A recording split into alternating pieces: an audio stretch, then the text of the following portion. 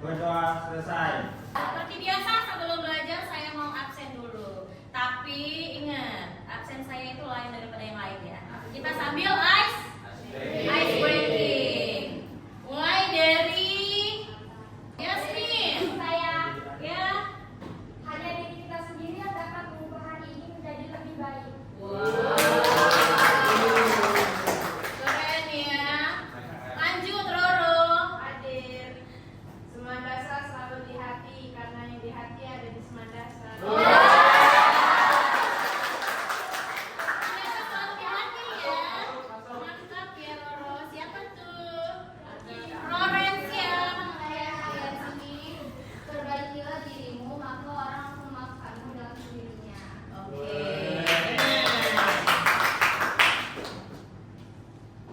Lanjut. Najwa Aulia. Saya Bu, Oke. mulai hari ini dengan hati yang penuh syukur. Oke. Mutia. Mutia. Gak ada. Kenapa? Izin. Muhammad Rasyada Fiera. Saya Bu, bermimpilah dalam hidup dan jangan hidup dalam mimpi. Oke. Jadi jangan kebanyakan hal. Muhammad Raditya. Saya Bu, Ya. hidup ini adalah perjalanan bukan destinasi. Muhammad Arkan. Dispen ya. Dispen apa tuh? Semoga menang ya lombanya ya. Muhammad Afgatan. Izin ya? Oke. Michael. Saya Bu. Ya Michael. Waktu yang indah tidak dilalui dengan jalan mudah. Oh iya, benar sih. Sesuatu yang indah tidak dilalui dengan jalan yang mudah. Udah, bajunya ada yang masih dikeluarin apa enggak? Enggak, aman. Nah itu dia. Pentingnya kita disiplin. Disiplin sampai ke belibet ya. Disiplin itu penting. Buat apa? Buat kalian di masa depan. Karena kalian kalau tidak disiplin, hidup kalian itu akan berantakan. Contoh, kalau misalnya kalian ke bandara, ya kalian tidak disiplin waktu. Kalian ngapain nih? Ketinggalan pesawat. Jadi makanya disiplin itu penting ya. Terus saling menghargai.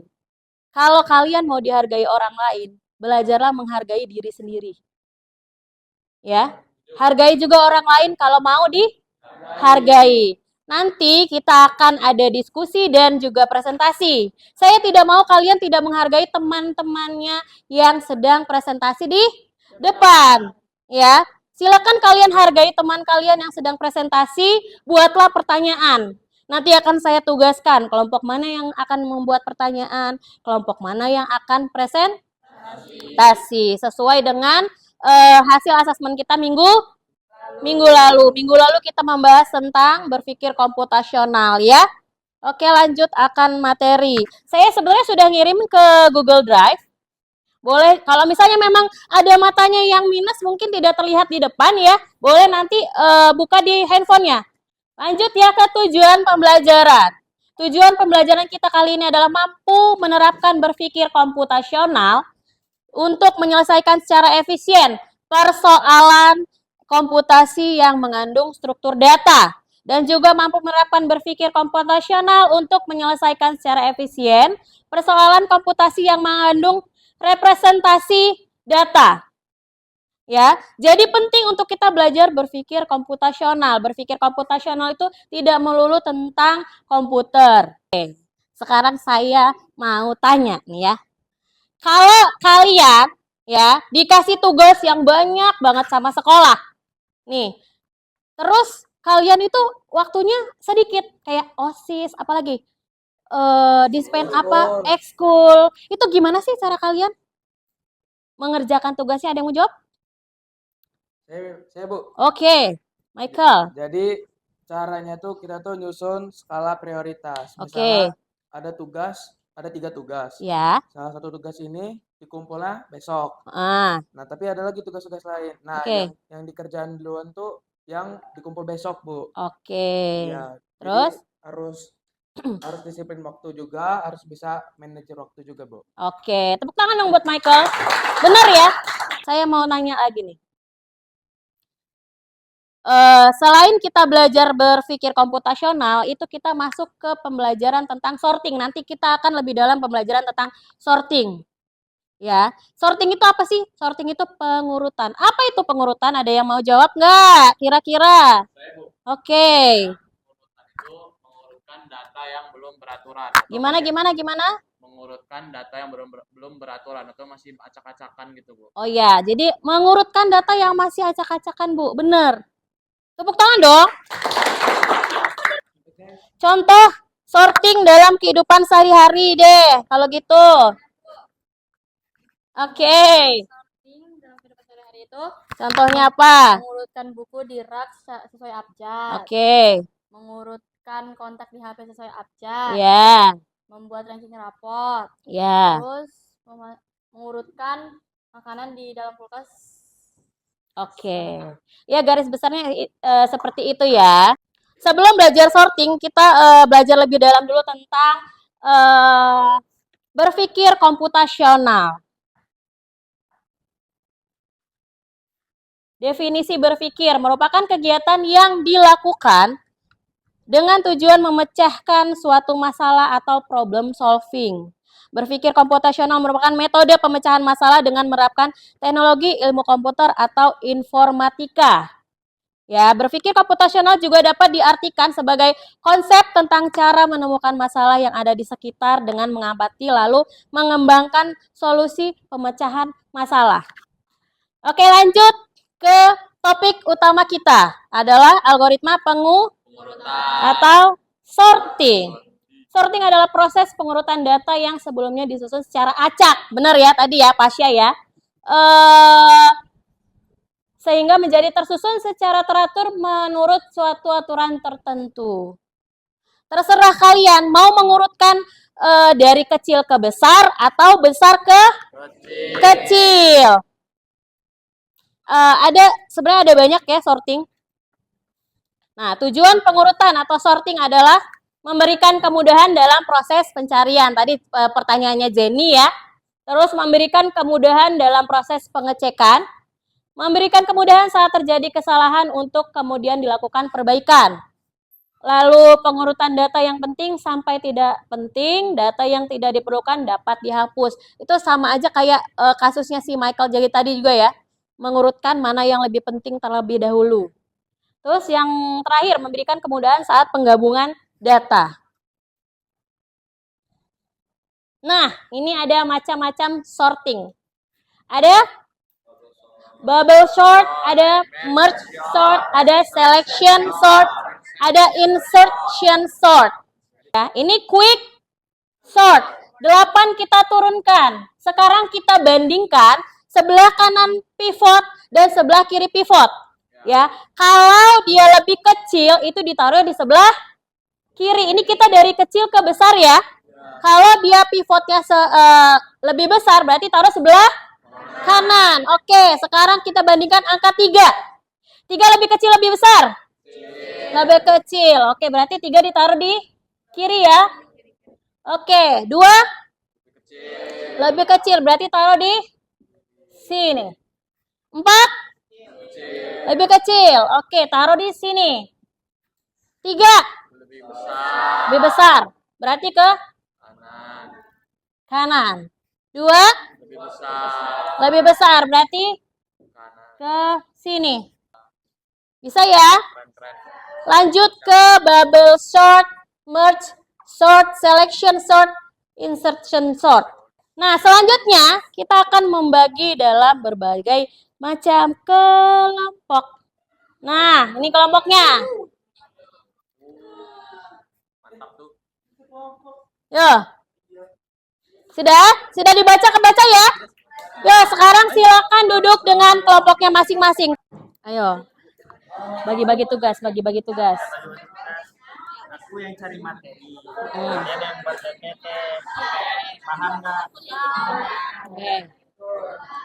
Oh ya, nanti Yang presentasi itu hanya mungkin 3 orang saja dan 3 orang lainnya itu tugasnya menjawab pertanyaan kalau kelompok 5 dan kelompok 6 bertanya. Siapkan, kalian pikirkan. Jangan lupa nanti ya cara kerjanya biar nanti nggak kagok di depan ya.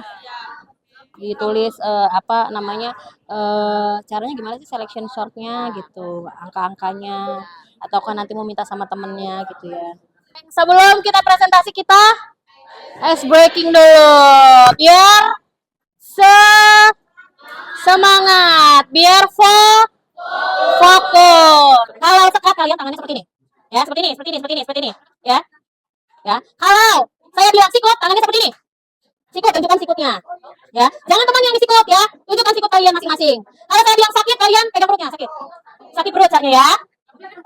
Ya kan? Terus kalau saya bilang sikat, kalian sikat pulpen temannya. Konsentrasi. Oke. Sekat. Ayo. Sakit. Sikut. Sekat. Ayo, konsentrasi. Sakit. Sikut. Yeah. Sekat. Sekat ya. Jangan salah. Oke. Sikat. Sudah? Berarti cuma beberapa, siapa yang dapat? Berarti banyak yang tidak konsentrasi. Oke, tepuk tangan buat kita semua. Oke, silakan duduk lagi. Sekarang kalian kreatif semua ya. Hasil PowerPoint-nya bagus semua.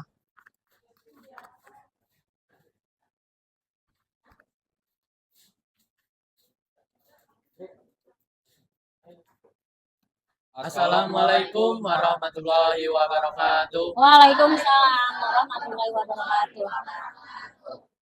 Sebelumnya izinkan saya memperkenalkan diri. Nama saya Rasidi Irsatazani. Saya Muhammad Rasyada Fiera. Saya Dinda Safitri. Saya Dini Natasha. Kali ini kami akan mempresentasikan materi kami yang berjudul Merge Short. Bisa dimulai dari Dinda. Pengertian dari merge sort. Algoritma merge sort ditemukan oleh John von Neumann di tahun 1945. Pada dasarnya algoritma merge sort memecah daftar data menjadi bagian-bagian kecil, mengurutkan masing-masing bagian tersebut secara terpisah dan kemudian menggabungkannya kembali menjadi satu kesatuan dalam urutan yang benar. Selanjutnya, setelah mengetahui apa sih pengertian dari merge sort, kita lanjut ke fungsi. Jadi fungsi dari algoritma merge sort adalah untuk mengurutkan sebuah array atau daftar elemen dengan membaginya menjadi 2 bagian. Mengurutkan masing-masing bagian secara terpisah, dan kemudian menggabungkannya kembali dengan membandingkan dan menggabungkan elemen-elemen tersebut secara urut. Lalu ada cara kerjanya nih, yaitu yang pertama ada pembagian, yaitu array awal dibagi menjadi 2 bagian secara rekursif hingga setiap bagian hanya memiliki 1 elemen atau tidak dapat dibagi lagi. Lalu ada cara yang kedua, yaitu pengurutan atau conquer. Setiap bagian yang terpisah diurutkan secara rekursif. Langkah ini melibatkan pemanggilan fungsi merge sort pada masing-masing bagian hingga mencapai kondisi dasar. Lalu yang terakhir ada penggabungan atau merge. Bagian-bagian yang sudah diurutkan digabungkan kembali untuk membentuk array yang lebih besar dengan urutan yang benar.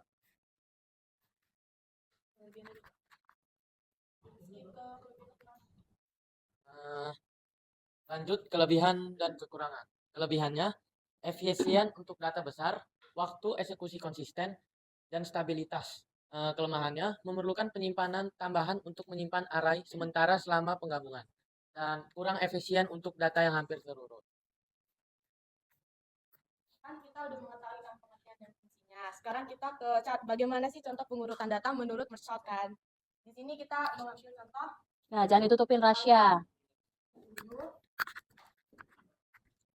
5, 1, 3, 4. Angka-angka ini dijadikan satu seperti serangkai dengan seperti ini dan dikasih sekat, tapi dia tuh masih menempel jadi kayak satu partisi.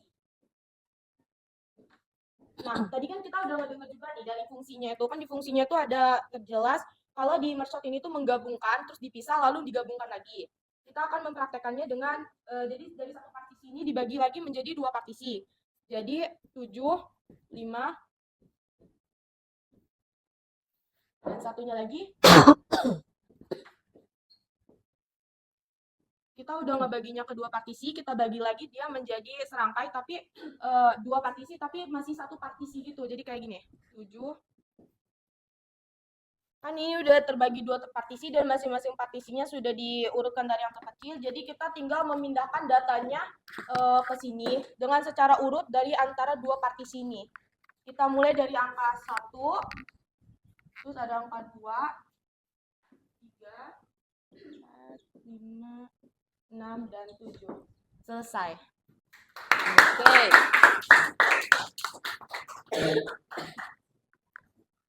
Itulah presentasi dari kelompok kami. Kami membuka sesi tanya jawab. Apabila ada yang kurang jelas, bisa ditanyakan. Mau nanya, apa sih perbedaan utama antara merge sort dan quick sort dalam hal implementasi? Sebentar sih, tolong diulang, belum dicatat. Apa perbedaan utama antara merge sort dan quick sort dalam hal implementasi? Ya udah. Kita kunci dulu ya, nanti semua berdiskusi. Oke, lanjut. Oke, lanjut. Kelompok 5 tuh, kelompok 5 ya. Izin bertanya, mengapa merge sort lebih efisien dibandingkan bubble sort pada data besar? Oke. Kami berdua izin diskusi dulu ya teman-teman yang bagi pertanyaan. Jadi yang tadi tuh Izin diskusi dulu. ada Mohon maaf ya tadi saya sedikit batuk pertanyaan- karena pertanyaan gatel satu aja sekali deh. tenggorokan saya. Enggak. Oh ya udahlah. Udah. Sabar.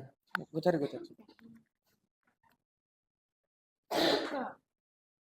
Dapat nggak? Dapat. Saya akan menjawab pertanyaan dari Dinda.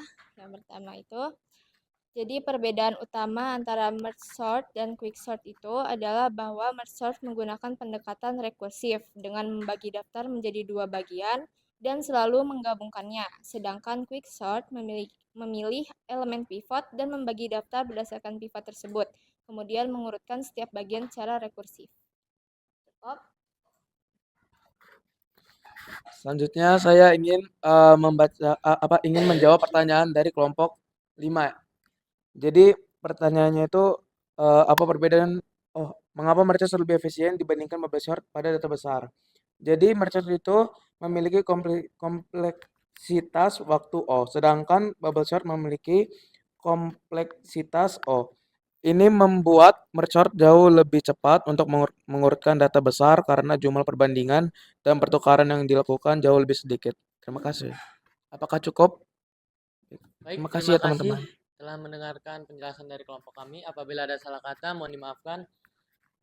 Bila taufiq walhidayah. Wassalamualaikum warahmatullahi wabarakatuh. Waalaikumsalam warahmatullahi wabarakatuh. Oke, lanjut ya. Biar tidak berlama-lama, takutnya bel nanti kita ya. Kelompok terakhir harus lebih semangat. Oke, itu hapus dulu biar kelihatan. Hapus dulu. Insert.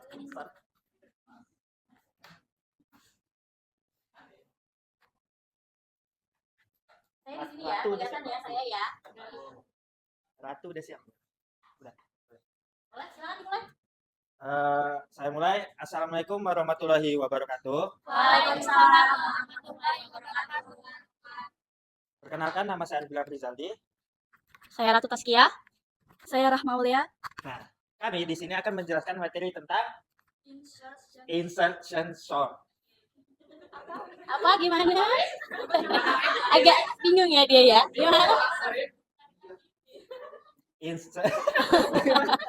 Apa? Insertion sort. Oke. Like that. Like that. Oke. Nah, kami akan menjelaskan materi dari Nah, langsung saja ke pengertiannya ya. Pengertian insertion sort merupakan sebuah teknik pengurutan dengan cara membandingkan dan mengurutkan dua data pertama pada array. Kemudian membandingkan data para array berikutnya, apakah sudah berada di tempat semestinya. Algoritma insertion sort seperti proses pengurutan kartu yang berada di tangan kita. Selanjutnya ada cara kerjanya. Cara kerja. Algoritma insertion sort pada dasarnya memilah data yang akan urutkan menjadi dua bagian, yang belum diurutkan dan yang sudah diurutkan. Elemen pertama diambil dari bagian array yang belum diurutkan dan kemudian diletakkan sesuai posisinya pada bagian lain dari array yang telah diurutkan. Oke, selanjutnya. Ada prinsip ya, kawan-kawan. Selanjutnya ada prinsip insertion sort. Prinsip dari insertion sort adalah dengan membagi data yang akan diurutkan dengan dua kelompok. Satu kelompok yang belum diurutkan dan yang satunya lagi yang sudah diurutkan. Elemen yang pertama diambil dari kelompok list yang belum diurutkan dan kemudian ditempatkan sesuai posisi pada bagian lain yang belum diurutkan. Selanjutnya ada langkah-langkah. Nah, di sini ada langkah-langkah. Langkah-langkahnya itu dengan membandingkan dan mengurutkan dua data pertama pada array. Kemudian membandingkan data pada array berikutnya, apakah sudah benar di tempatnya atau belum. Jadi, contohnya gini. Masih Oke, semangat lanjut nggak ke kalian? contoh. Masih? Sip. Oke. Nih, misalnya kita ada angka nih, 4, 7, 1, 2, sama 9, sama 5. Lanjut. Kita Lanjut, ambil Mas. 7 nih. 7 ini sama 4. 4 ini lebih kecil apa lebih gede? Berarti dia di kiri. Terus kita bandingin 7 sama 1. Lebih kecil 1. 1 kita taruh di depan. Terus 1 kita bandingin sama 4. Lebih kecil mana? 1. Nah, 1 kita taruh di depan. Aduh, jatuh. Nah, terus kita ambil angka 2 ya. 2 sama 7 kecilan mana? 2. Nah, 2 sama 4 kecilan mana? 4. Jadi 2 kita taruh setelah 1. Terus kita ambil angka 5 nih. 5 sama 9 kecilan mana? 5. Oke, depannya. Terus 5 sama 7 kecilan mana? 5. Nah, berarti 1, 2, 4, 5 ya harusnya.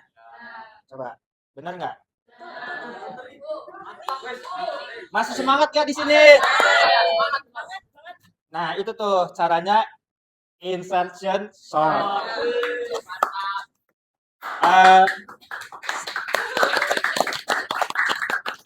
Sekian materi dari kelompok kami. Kami membuka sesi tanya jawab bagi kawan-kawan semua yang kurang jelas dalam kami menyampaikan materi kami.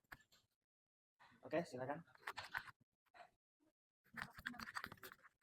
Nah, tadi kan udah dijelasin kan pengurutan yang dari bubble sort, terus merge sort, selection sort, dan terakhir insertion sort. Nah, pertanyaan saya, kapan insertion sort lebih baik digunakan daripada algoritma pengurutan lainnya? Kedengeran? Oh, kedengeran. Oke. Baik, kami kunci dulu jawabannya ya. Lanjut ya.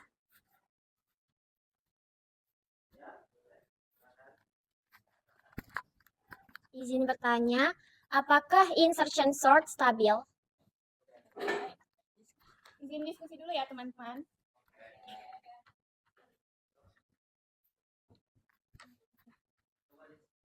Ya, berikan waktu diskusi ya temannya ya.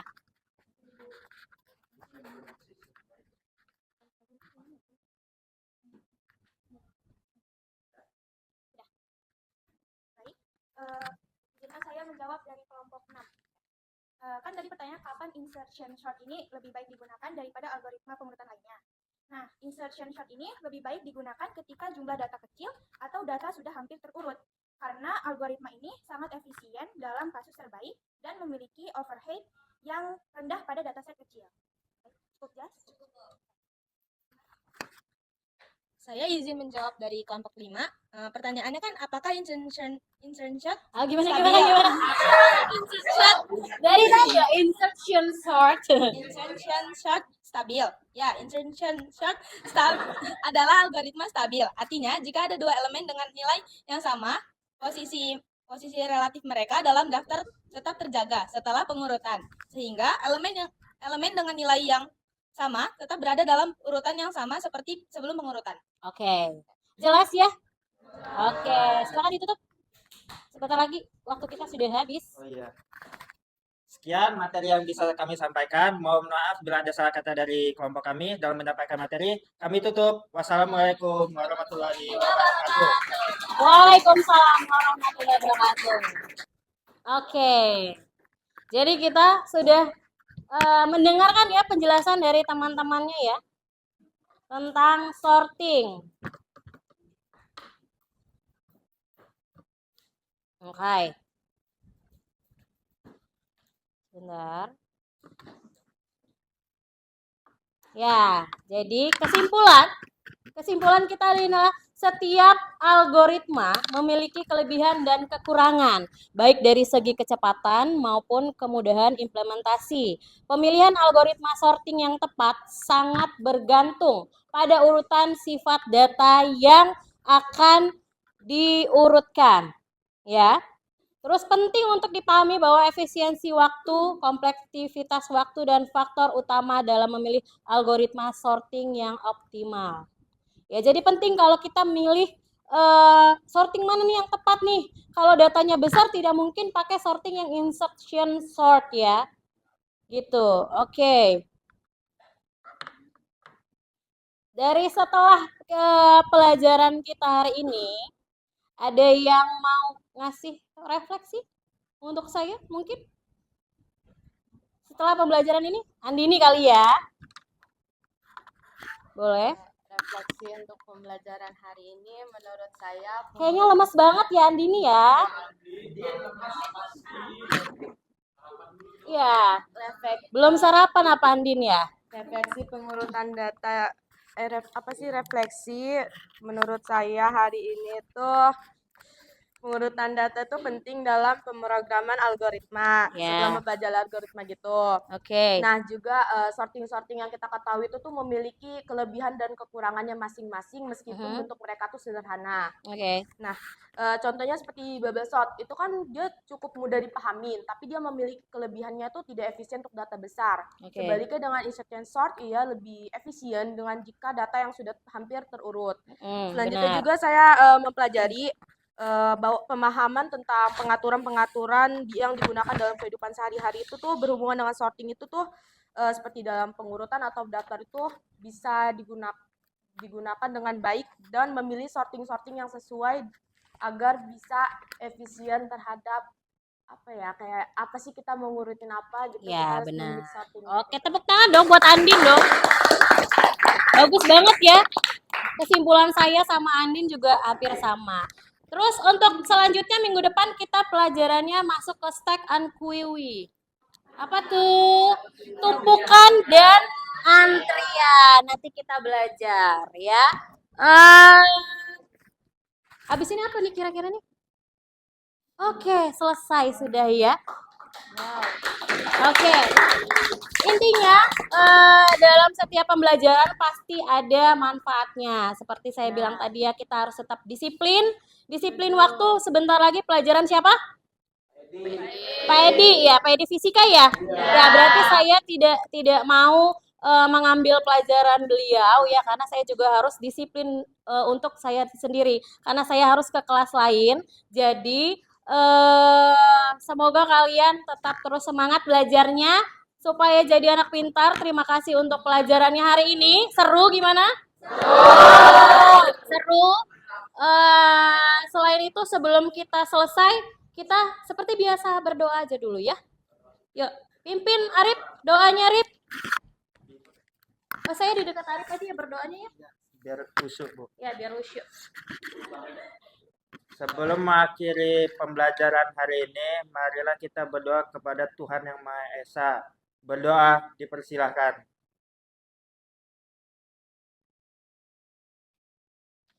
Amin. Berdoa selesai. Ucapkan salam. Assalamualaikum warahmatullahi wabarakatuh. Waalaikumsalam warahmatullahi wabarakatuh. Terima kasih untuk hari ini. Tetap semangat dan saya minta tolong nanti tolong dibereskan. Nanti seperti biasa dikembalikan lagi ke tempatnya. Ya, kalau yang mau ke kamar mandi izin dulu sama gurunya ya. Oke, belajar untuk sopan santun. Oke, terima kasih semuanya. Assalamualaikum. Terima kasih, Bu.